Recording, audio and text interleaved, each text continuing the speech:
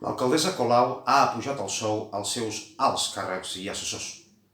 Ho ha fet en la sessió del passat 30 d'abril del ple del Consell Municipal. Ha incrementat un 2% de mitjana les taules retributives municipals.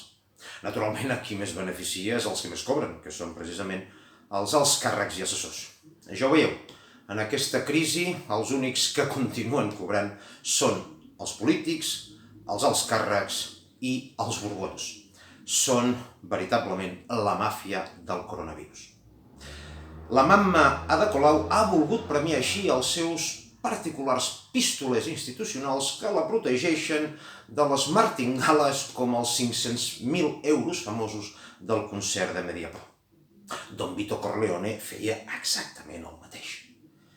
Mentre torna literalment la gana a la capital de Catalunya amb llargues cues a la seu de la Creu Roja de la nostra ciutat per recollir menjar, la casta de l'alt funcionariat barceloní s'apuja el sou.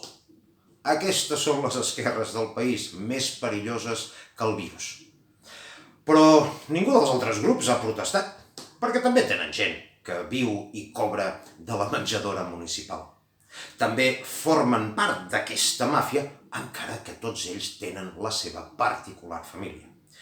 Si les famílies principals, o les 5 famílies principals de la Cosa Nostra a Nova York, són els Bonanno, els Colombo, els Gambino, els Genovese i els Lucchese, a Barcelona ho són els comuns, els socialistes, els d'Esquerra Republicana, els de Junts per Catalunya i aquest conglomerat del capo parisí anomenat Manel Valls. Naturalment, això sí, tots ells a les ordres de la mamma Ada Colau.